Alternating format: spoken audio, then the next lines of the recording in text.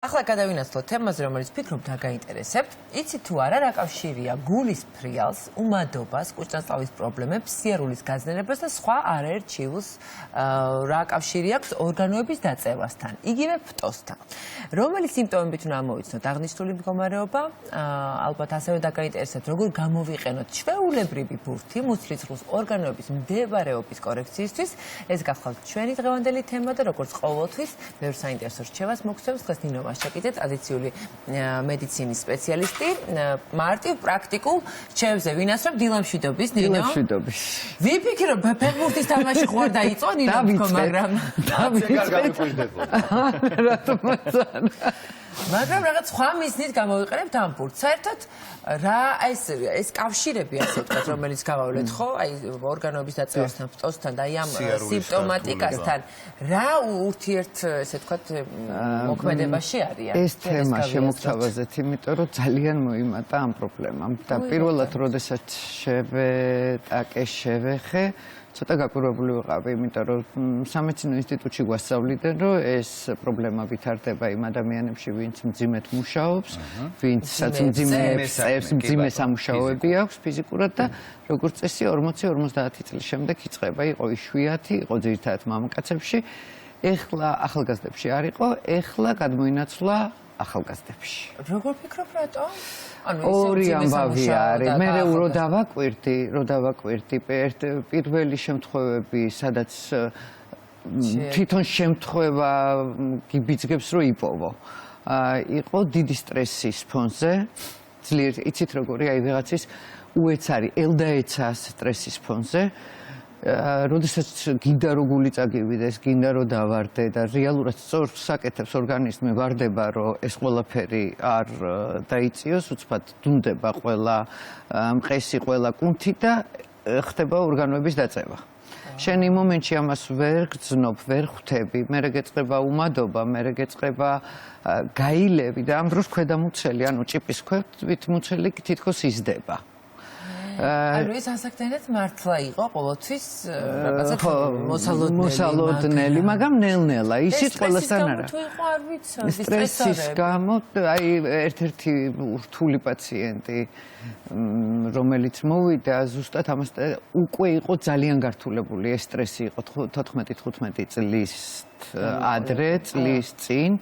იყო ესეთი სტრესი, როდესაც ვიძიე, იმიტომ რომ ამ ყველაფერს პოულობ, ხედავ უკვე რომ ძალიან ძველია პროცესი და საიდანღაც მოდის, ძმა დაეღუპა და უეცრად გაიგო. და აი ამაზე ოღონდ თავიდან შეიძლება უმადობა იყო, შეიძლება რაღაცა და მერე უკვე შეგრძნება რომ საყლაპავი დაჭიმული გაქვს, ბოყინი შემდეგ აი გართულებული ვარიანტები არის გულის ფრიალი, ნევროზი, უჰაერობის შეგრძნება, თავის ტკივილი, აი ეს ყველაფერი ემატება და ემატება ნელ-ნელა, იმიტომ რომ ეს და კუჭისად ვიპოვეთ იცით? კუჭისად ვიპოვეთ იცით? აი მენჯის, მარცხენა მენჯის ძვალთან. ვიპოვეთ კუჭი. ეს განაპირობებს იმას, რომ საყლაპავი დაჭიმულია, ეს კარიბჭეები გახსნილია კუჭიდან და ანუ მკურნალობენ გასტროენტეროლოგები, მკურნალობენ მე იცვლება B12-ის შეწოვა, ესეც დარღვეული მიდის ანემია, ნუ მილიონი რაღაცა მოყვება და თავარი არის ასეთი ნერვუს ვაგუს ერთ პერიოდი ძალიან მოდური დიაგნოზი იყო ვეგეტორნევროზი და აბსოლუტურად ვეთანხმები დღეს ძალიან ხშირია ეს ვეგეტორნევროზები. ვაგუს აქვს მოტორულიც და სენსორული დაბოლოებები.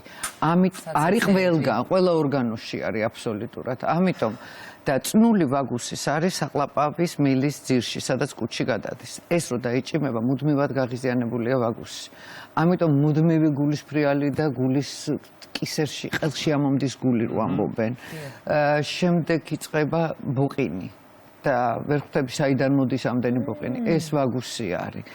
და მერე იწყება თავის ტკივილი და ადამიანი ვერ ხვდება და რაც თავარია ეს დიაფრაგმის მდებარეობა იცვლება ჩადის ქვევით, ამიტომ სუნთქვაც იცვლება.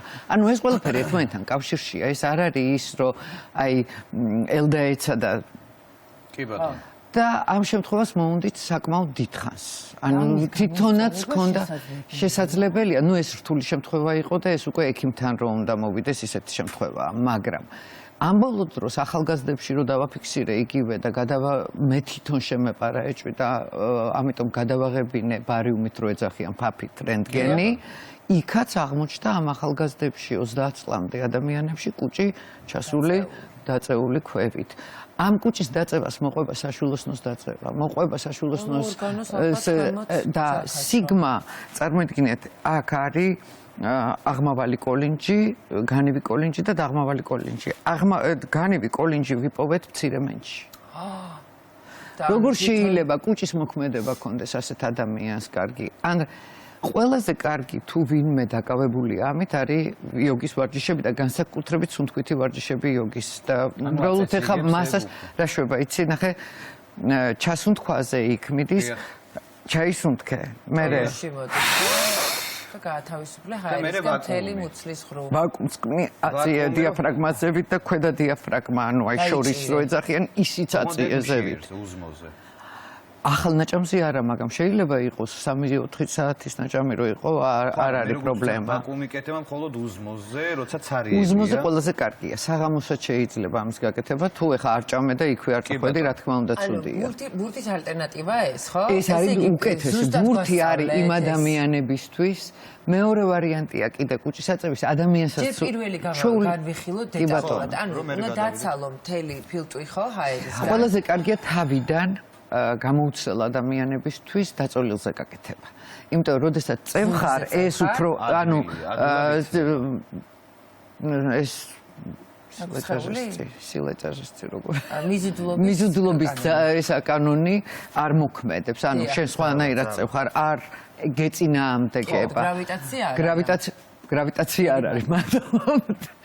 და ამიტომ მარტივად ხდება ეს და უნდა წარმოიდგინე ესეც აი თითქოს შეაგდე მუცელი, რომ ამოსუნთქვაზე თითქოს აი ბოლომდე ამოტუმბე ყველაფერი დიაფრაგმა აწიე, ხელითაც შეგიძლია დაეხმარო, ჭიპზე დააჭირო და ჭიპი არის ერთ-ერთი ის ზონა, რომელთაც შეიძლება რომ გაასწორო ეს ყველაფერი. და ეს ერთხელ თუ რამდენჯერმე დილას? ეს რამდენჯერ რაც ბევრჯერ. ბევრჯერ. ზოგადად მუცლის ფორმის შეცვლაში გვეხმარება, ვისაც გამოწეული ღიპი აქვს. ხო და ეს გამოწეული ღიპი არის სხვანაირად მდებარეობენ. ბატონო? ჰიპერლორდოზის დროს იგივე ვარჯიშები. კი ბატონო, ერთი და იგივე კატეგორიაში გადის, კი ბატონო. იმიტომ რომ ხშირ შემთხვევაში კი ბატონო. ეს ვარჯი, ანუ ვაკუუმი კეთდება, რომ ავიდეს ყველაფერი უკან და ჰიპერლორდოზი ძალიან ხშირად არის, რის გამო, იცი? მერე მოდის, ანუ აი ცეკვა, ქართულ ცეკვაში დაუშვათ, მაგრამ ქართულ ცეკვაზე აი ამას გულისხმობს ნინო, მეცადე რომ დავანახო მაყურებელს, ანუ ზედმეტად წარმოიდგინეთ, რომ ღიპია. გაწეულ გაზნექილი ტანი. ღიპი ჩამოკიდულია. ღიპს მიაქვს და იმიტომ ჩდება. ჰიპერლორდოზი, ანუ დაწეულია ეს და ამის კონტროლი გჭირდება ქორეოგრაფებს, როდესაც ბავშვებს ვასწავლეთ ქართულ ცეკვას, ნამეტანი აი გაჭიმვას ეძახიან წელის გაგდებას და არაფერ შუაში არ არის ეს, რადგანაც ეს იწვევს მე ამ პრობლემას. ჰიპერლორდოზია, ღიპი მოდის წინ და ორგანოები ჩამოდის ყველაფერი და ბატონო. და არის კიდე აი ეს ყველაფერი ქვევით რო ჩამოდის, პაციენტს აქვს შეგრძნება, რომ უჭირს სიარული. მართლა რეალურად მექანიკურად აწვება ამ ზონას და აქ მიდის ანთება შემდეგ და აი თითქოს მენჯბარძახში რაღაცა გადაიღებენ არაფერი. მერე დროთა განმავლობაში, იმიტომ რომ აქაც იღრუება შემდეგ უკვე შემდეგ ეტაპზე ინერვაცია, სისხლის მიმოქცევა და ყველაფერი უკვე გჭირდება კოქსარტროზით. არა მარტო წელის მალებიდან, ანუ მუცელის განაპირობებს. ძალიან ისეთია, მიმდინარეობს და მიდის თუ არ ხმავდება. გარდა მაგისა, აი ეს დიდმა სტრესმა ხო იცის დღევანდელმა უმეტესობის ყოველდღიურობა. კი ბატონო, აი ამ პოზა. კი ბატონო. აი ამ პოზა მუდმივად და წარმოიდგინეთ, ხელი იმ დონეზე არ არის, სადაც უნდა იყოს, კისერი წაგდებულია, წელი შევარდნილია და ეს ყველაფერი ჩამოსულია და აქ უკვე ნელ-ნელა ჩამოდის დაბლა. კი ბატონო. ესე გამოდის ყველას გჭირდება ეს ვარჯიშები, რომელსაც ახლა გვაჩვენებთ, ახლა ბურთის დახმარებით უკვე. იცით რა, ბურთის დახმარებით ვამბობ იმ თქვენაირებმა ჯობია არა, მოვარჯიშეებმა და სხეულს ვინც იცნობს ჯობია ისუნთქოს. ისუნთქოს, კი ბატონო. კი ბატონო და მე გაოცებული ვიყავი, მამა ჩემი აკეთებდა ამ ვარჯიშებს და იოგით არ იყო დაკავებული. სპორტსმენი იყო, ფიზიკოსი იყო და ფიზიკოსები ცოტა სხვანაირად აზროვნებენ, ფიქრობენ და ძალიან მადლობელი ვარ, ძალიან ბევრი რაღაცა მასწავლა ფიზიკოსმა ადამიანმა. მე ჯანმრთელობასთან დაკავშირებით, იმიტომ რომ სწორედ უყურებდა ამ ყველაფერს. და მე არის ასევე მე მახსოვს, რომ ჭიპით ჩინელებიც და იოგებით ჭიპით ასწორებენ კუჭნაწლავს. და როგორ იცით, აი წარმოიდგინეთ, აი ესე რომ წევხარ, ოღონდ ისე უნდა იწვე ჭიფში. ბავშვებმა რო იციან, პატარებმა ჭიფში რო იციან, თითის ჩადება და ეს პოზა. ამით ბავშვი ასწორებს კუჭნაწლავს. უნდა დააწვე ჭიფს? უნდა დააწვე ბოლომდე ჭიფს, გეტკინება აუცილებლად. აუცილებლად გეტკინება, მაგრამ რა არის? ზევიდან არის პერიტონიუმი. პერიტონიუმი, როდესაც შენ რაღაცა უადგილო ადგილას გაქვს და იბრძვის და ან შეიძლება ანთება წავიდეს, აი დაუშვათ აპენდიქსის ანთება წავიდა და მოკაჩა და ყველაფერი წაიღო თავისკენ. შენ როგორც კი ამას აჭერეს, პერიტონიუმს თითქოს ასწორებს და ის მერე თუ რა. და ესენი მოდის თავის ადგილას.